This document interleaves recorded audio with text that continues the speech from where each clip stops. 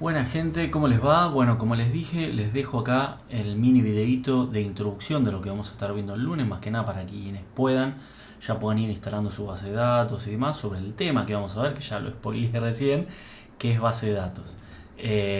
Acá, bueno, tengo la presentación un poquitito para que ustedes ya deberían tener el material en la sección de backend del aula virtual, si no, igualmente el lunes vamos a tratar de ver todo. Que vamos a estar viendo MySQL, MySQL o como quieran decirle, que es el motor de base de datos que vamos a estar utilizando en la cátedra. Vamos a estar viendo también el lenguaje transaccional de SQL, en donde es el mismo para cualquier tipo de motor que queramos usar, con algún que otro detalle, dependiendo del motor, pero en general el lenguaje SQL es el mismo para MySQL, Postgres, SQL Server, etcétera, etcétera, cualquier base de datos relacional. Esto igual lo voy a hacer un poco cortito porque la idea es ir a la instalación del servidor. Entonces, ¿qué vamos a tener? Base de datos, que va a ser algo que nosotros vamos a querer utilizar para tener un repositorio de datos que se mantenga a través del tiempo. Porque vamos a ver, organizado además. Antes se utilizaban archivos, manejo de archivos o demás cosas. Ahora vamos a utilizar una base de datos gestionada, por lo cual vamos a tener acá que ven un DBMS o SGBD, que es en castellano, que es un Database Management System o sistema de gestión de base de datos, que es quien nos va a permitir gestionar esta estructura de base de datos. ¿Por qué? Porque nosotros nos vamos a abstraer del manejo interno de los archivos, de cómo se guardan esos datos físicamente en el disco, cómo se restauran, qué pasa si hay algún conflicto en el disco y demás. Todas esas cosas nos vamos a abstraer y vamos a utilizar nuestro gestor de base de datos, que va a ser el que nos va a permitir transaccionar o realizar acciones, perdón, más que transaccionar, con esta base de datos de una manera más abstracta. Obviamente acá dice va a estar con una temática general entre sí, pero digamos ahí es donde uno antes tiene que armar un diseño de qué quiere, un análisis importante de requisitos, de qué quiere guardar en la base de datos, y para qué y durante cuánto tiempo y demás. Y en base a eso uno va a gestionar, bueno, y va a decir, bueno, sí, necesito una base de datos relacional o algún otro tipo de base de datos. Hay varios tipos de base de datos.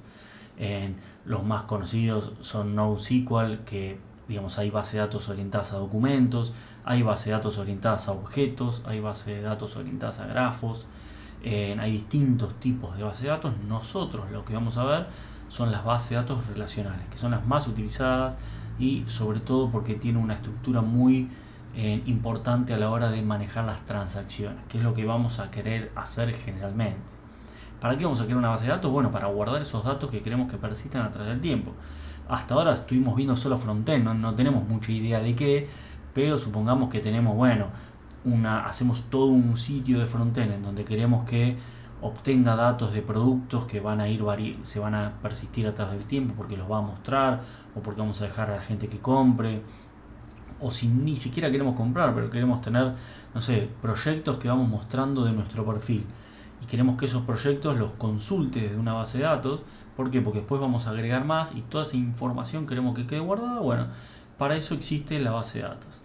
Esta es la estructura general de una base de datos, en donde tenemos un nivel externo que son las vistas, o cuando es usuario final es, bueno, la aplicación que está consumiendo esa base de datos, ya sea no sé, el Database Management System o alguna aplicación tenemos una vista preparada para esa aplicación, para ese usuario externo. Puede existir o no el nivel externo. Hay varias arquitecturas de cómo se manejan las bases de datos, etcétera. Esta por ahí es una de las más comunes. Otro es el esquema conceptual, que es más que nada, bueno, entender, o sea, el esquema de tablas que vamos a querer guardar. Lo llamamos tablas porque tenemos conceptos de datos que se relacionan entre sí y que se guardan. Esto igual después en la clase, o sea, el lunes lo vamos a ver con más detalle, pero ahora es más que nada una introducción. Y después el esquema interno, que es, bueno, cómo están físicamente esos datos guardados en el disco, digamos, porque al fin y todo termina siendo archivos que están en un disco. Bueno, cómo están guardados y demás. Todo eso es el esquema interno a nivel interno, que nosotros casi ni nos vamos a enterar. Acá hay un ejemplo de uso, más que un ejemplo de uso, es una idea de, bueno, de qué datos se sacan de la base de datos, en productos, en usuarios, etcétera, etcétera. Después lo vamos a ver en más detalle. Acá justamente es lo que yo les decía, tenemos el software gestor que se va a comunicar con esta base de datos, que van a ser los archivos, y va a ser con quien vamos a interactuar. Esto después lo vamos a seguir viendo, pensar en una base de datos en tablas, atributos y valores. Digamos, nosotros vamos a tener datos, así como teníamos objetos. Hay dos enfoques principales para pensar en una base de datos. Uno, que es el que más me gusta a mí, que es primero hacer un diseño conceptual de clases, de objetos, de mi lenguaje, que cómo va a manejar la información, mi sistema o mi sitio web, digamos, cómo se va a manejar esa información, qué son entidades para mí. Y otro enfoque es, bueno, primero pensar en la base de datos y después pensar en los objetos que van a obtener esa información de la base de datos para mostrarlo en pantalla. Eso después lo vamos a ver más en detalle. Acá tiene un modelo de datos relacional, sistemas gestores de base de datos más conocidos: MySQL, MongoDB, NoSQL, Postgres, MariaDB, también es Postgres, Access, Satan, para quien, bueno, base de datos SQL versus NoSQL. Esto después lo vamos a hablar en más detalle. Algo que les quería dejar en este video también, por si están investigando un poco. Nosotros antes tenemos un problema, tenemos una abstracción que queremos definir. Esto después lo vamos a ver, pero ¿qué les quería decir? Ustedes van a ver distintos tipos de diagramas. Para mí el más utilizado y el más práctico para armar un modelo conceptual, pero no tan conceptual porque está un poco más atado a la base de datos, es esta notación que se llama notación Martin o pata de gallo o Cornfoot, dependiendo de cómo lo miren, que bueno, me da una cardinalidad. ¿Esto qué me quiere decir? Bueno, yo tengo empleados y departamentos. Después vamos a charlar sobre cómo nombrar las tablas. Generalmente se nombran en singular. Hay dos corrientes en donde algunos dicen que tiene que ser en plural, otros en singular. Para mí, para la gran mayoría, tiene que ser en singular. Hay otros, como quien hizo esta presentación y como otros docentes, que les gusta nombrar las tablas en plural. Lo que pasa es que la tabla tiene el dato de un empleado, tiene muchos registros de empleados distintos, pero conceptualmente tiene el dato del empleado. Es como veíamos con clases. Tenemos la clase perro o la clase persona. Después voy a tener cada objeto que va a ser cada una de esas personas instanciadas de esa clase, pero la clase la llamamos personas, no personas. Bueno, lo mismo tendríamos que hacer en las tablas. Digo porque ustedes van a ver en el material que tienen, que está hecho por algunos otros docentes, cosas distintas. Bueno, para que tengan en claro esto, si van a estar investigando algo. Hay dos, se puede decir, formas de modelado de tablas principales. Uno, que es la notación Martin, que es por ahí la más utilizada, donde es la pata de gallo, donde decimos, bueno, acá vamos a ver esta, por ejemplo, tenemos un departamento, porque tiene una lineita, está asociado a uno o muchos empleados. Eso es lo que aquí dice esta notación.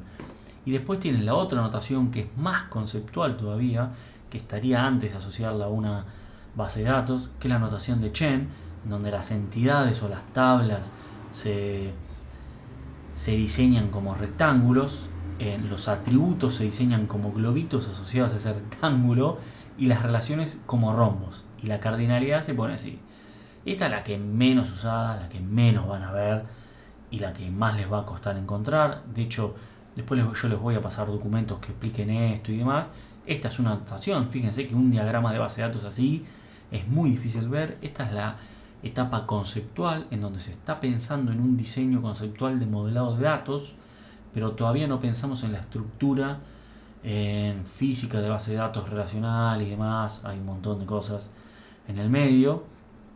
Lo que más van a ver es esta notación Martin, que es la base de datos relacional ya de una base de datos en específica, donde ya hablamos de claves principales y demás. Bueno, esto lo vamos a ver igual en la clase, tranqui, pero quería darles una introducción para que tengan una idea de, bueno, qué vamos a estar haciendo. Entonces, ¿qué vamos a estar haciendo ahora? Yo tengo una máquina que está acá vacía, tengo el Chrome y el Edge nada más, y nos vamos a bajar MySQL. Ustedes lo tienen subido en En la red virtual tienen subido básicamente cuál es el link específico, pero como cambiaron un montón de cosas, a lo último, fíjense que es MySQL Community Server la que deberíamos bajar. Si entramos directamente a MySQL para que puedan ubicarse un poco, hay versiones Enterprise y demás, porque hay un montón de conceptos que se pueden agregar a una base de datos, manejo eh, de backups, de restore, de firewall, de un montón de seguridad al respecto de una base de datos. Bueno, nosotros eso no lo vamos a ver nada acá. Van a downloads y acá fíjense que van a tener una sección toda escondida, porque las cosas gratis en todos los lugares están escondidas. Lo que es pago está ahí, lo gratis escondido. Tiene una sección que dice MySQL Community Downloads. Entran acá, ¡pum! Download, toda la versión Community, y venimos acá, MySQL Community Server. Hacemos clic y acá ya empiezan como esas páginas que tienen botones por todos lados para que entremos en un virus. Bueno, tiene el installer for Windows, si quieren utilizar algún otro sitio y demás, algún otro sistema operativo, en sistema operativo también lo pueden usar. Yo lo voy a hacer en Windows porque es lo que usa la mayoría. Acá son los zip, porque si ustedes quieren compilarlo, no nos metamos en esos quilombos. Go to download page. Y acá que elegimos Windows y elegimos el instalador completo. Fíjense que cuando ponemos el instalador me dice loguear, me dice olvídense, no gracias, solo quiero que me bajes el instalador, no seas botón o botona, no sé quién hizo eso, y acá me va a bajar el instalador, fíjense, unos segunditos, pim pum pam, y lo bajamos. Con esto, ¿qué nos vamos a estar instalando? Nos vamos a estar instalando la base de datos, el server, nuestro server de base de datos que lo vamos a tener local, así como teníamos nuestro server backend que lo hacíamos con el live server, y ese manejaba todo lo que era en la página web, que se lo iba a mostrar a el HTTP, digamos, al cliente cuando lo quiera acceder. Bueno, acá nosotros vamos a tener nuestro server en la misma máquina y lo vamos a poder acceder desde otra herramienta que va a ser el sistema gestor o Visual Code. Entonces yo acá les voy a mostrar cómo instalar el server y una de las herramientas que vamos a usar, que son dos. Una va a ser Workbench, que es el que viene asociado a MySQL, y otro va a ser Visual Code. Si quieren usar otra, usen otra. Yo digo con qué voy a mostrar los ejemplos. Yo estoy más familiarizado con PostgreSQL, pero me dijeron que no podemos usar eso porque el programa usa MySQL, así que vamos a tener que usar MySQL. Si ven que a veces me entro en alguna duda, como siempre, es porque yo trabajo con Postgres, no con MySQL, pero es lo mismo, porque el lenguaje es SQL o SQL. Ahora, para instalarlo, elegimos Custom, porque para mí siempre es mejor ir a lo Custom y elegir qué queremos instalar.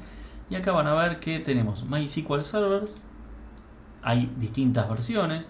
Vamos a instalar la versión 8. Fíjense que hay un montón de versiones. Instalamos la última de la 8. Ponemos acá, quiero instalarme la última de la versión 8. Y aplicación, ¿qué vamos a hacer? El Workbench, la última versión del Workbench, que es nuestro gestor que se va a conectar con ese servidor. Después que tenemos una aplicación para Visual Studio, si alguien usa Visual Studio, no Visual Studio Code, sino Visual Studio. El shell si lo quieren hacer por consola, router, después conectores. ¿Por qué? Porque nosotros, como vimos antes en ese gráfico, tenemos el server que maneja nuestra base de datos y quien se va a comunicar con eso. Nos vamos a comunicar con el Workbench, o cuando usemos Python nos vamos a comunicar con un conector de Python. Yo en esta máquina no lo tengo instalado porque también la voy a usar para instalar Python y todo, así que después cuando lleguemos a Python lo vamos a ver. Así le sirve de práctica a quien arranca desde cero, porque en la máquina que siempre estamos viendo las clases ya tengo todo instalado y les va a parecer magia. Y tienen también documentación y ejemplos si se quieren bajar y demás. Podríamos bajar algunos ejemplos, así los utilizamos y demás. Entonces, SQL Server, Workbench, Examples. Le damos siguiente. Fíjense que va a decir los requisitos.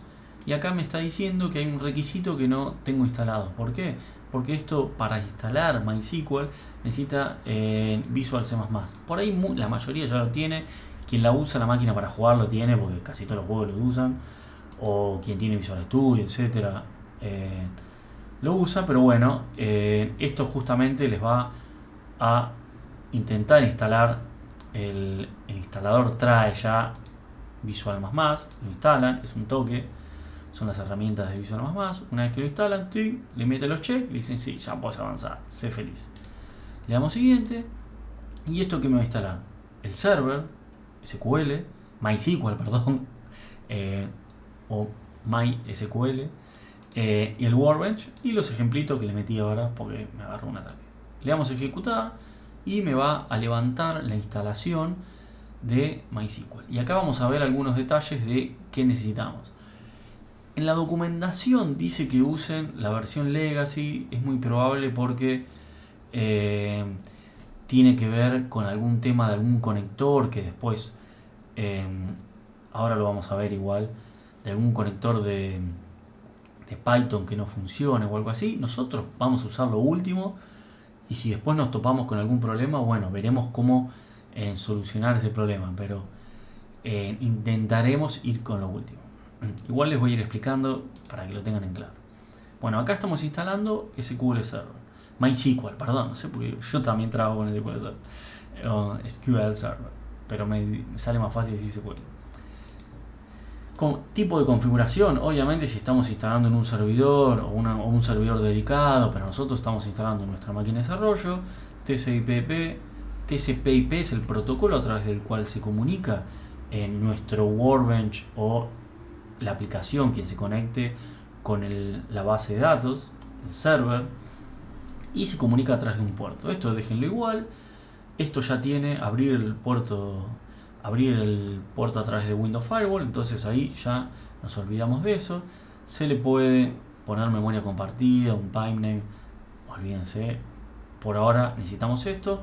Acuérdense, 3306 es el por defecto.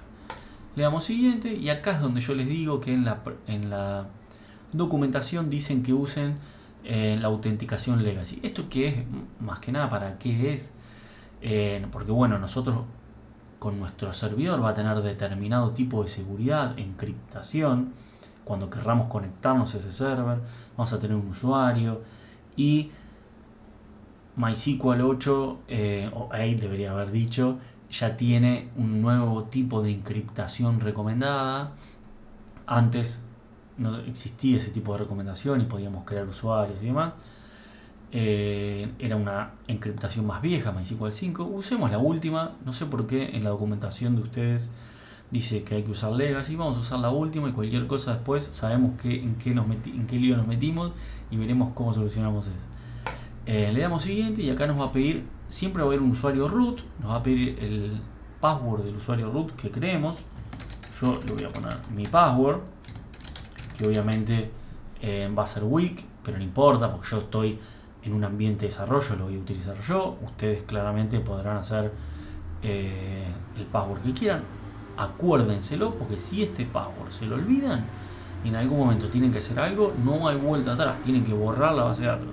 No se puede capaz que algún truco hay, pero no se puede recuperar. Así que acuérdenselo, por favor. Y después podemos ya agregar usuarios desde acá. Creo que antes pedía Legacy porque cuando es Legacy nos sirve para usar usuarios desde, creo que es Python, no sé. Después vamos a ver si nos metimos en algún problema. Si nos metimos en algún problema por no usar Legacy, cuando lleguemos a Python, bueno, reinstalaremos el server en modo Legacy. Pero acá es donde pueden agregar usuarios. Supónganse, yo le digo, bueno, quiero agregar un usuario, le pongo un usuario y le voy a poner otro admin. Si bien el admin es el root, no importa, quiero crear otro usuario que sea un admin, le pongo un password.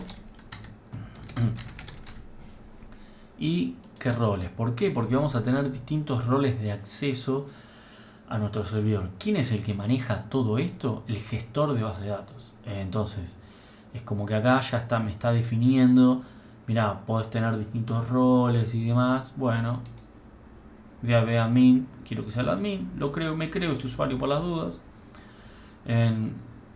Le doy siguiente. Esto es importante también, configurar MySQL como un Windows Service. ¿Para qué? Para que podamos correrlo y demás.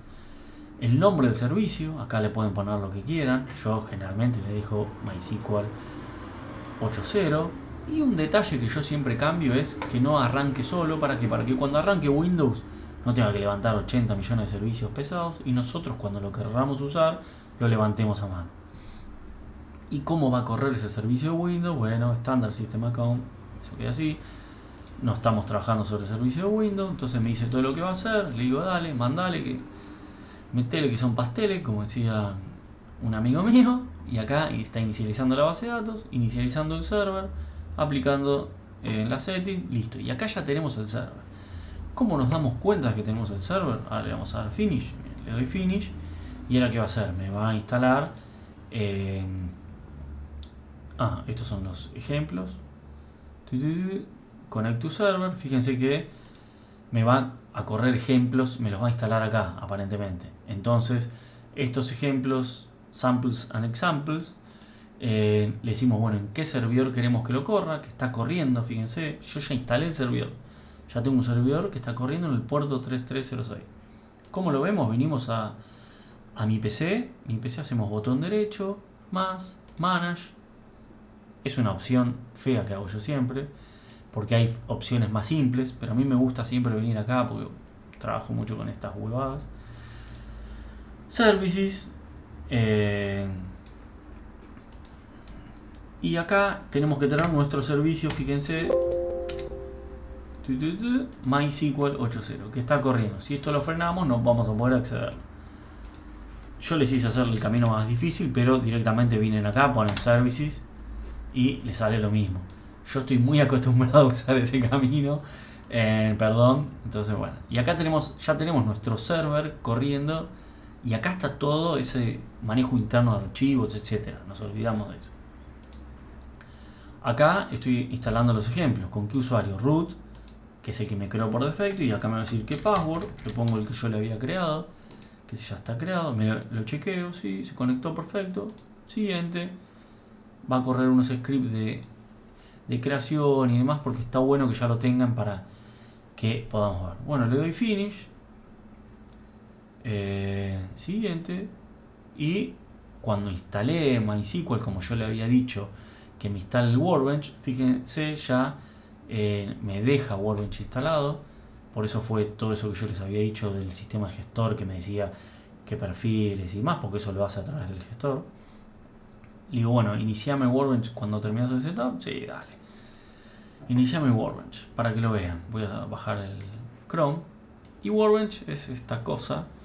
No es muy lindo, a mí no me gusta tanto, pero... Y acá tiene para conectarse.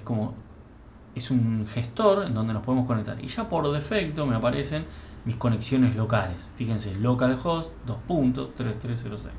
Localhost siempre es a mi máquina, la máquina en la que estoy parado. Entonces le digo, bueno, sí, conectate a este. ¿Y qué me va a pedir? El password del root.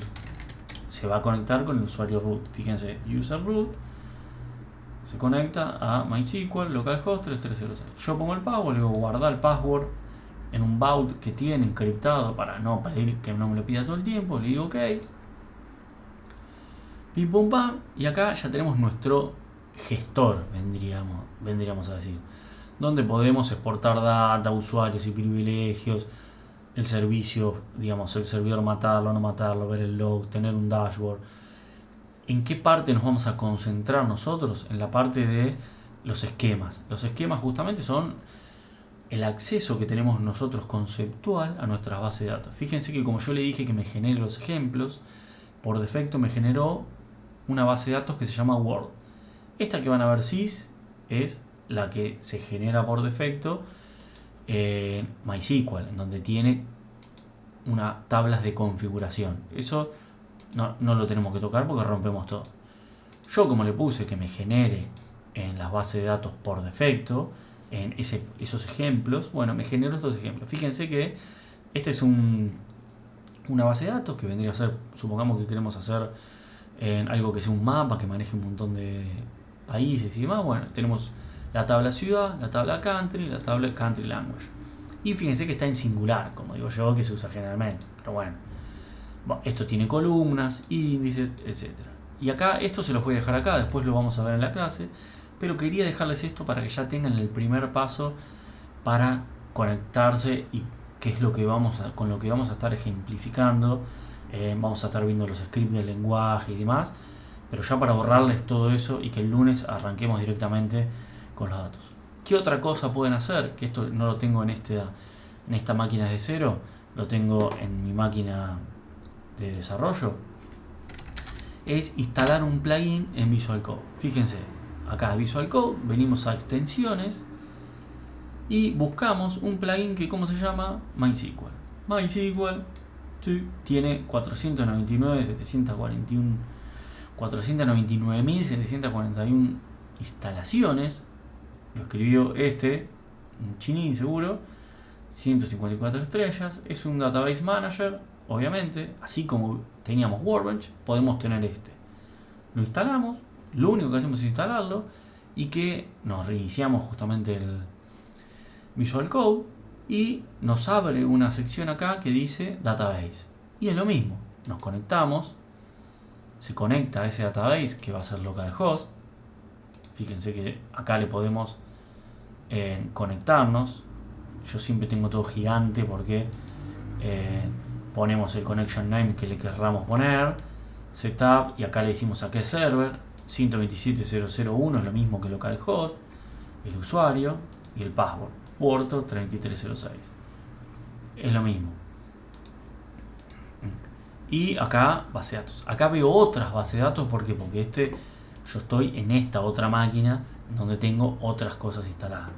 En la clase vamos a intentar hacerlo todo en esta desde cero para que podamos ir viendo todos de cero y que si surge algún inconveniente lo tengamos acá entre todos, y acá vamos a instalar Python, todo, para que por lo menos les sirva a ustedes también. Así que bueno, les quería dejar esto como introducción para que ya puedan instalarse todo, y cualquier cosa me consultan y nos vemos el lunes, donde ya vamos a hablar un poco más de qué es una tabla, el modelo conceptual, cómo las relaciones, para qué lo vamos a usar, y empezar a linkearlo un poco más con todo lo que vimos de frontend, que no es que desaparece, tranqui, que sigue, además tienen que hacer el trabajo todavía. Así que bueno, nos vemos. Y que les debo además el video del último tema de asincronía de todo lo que era Vue.js.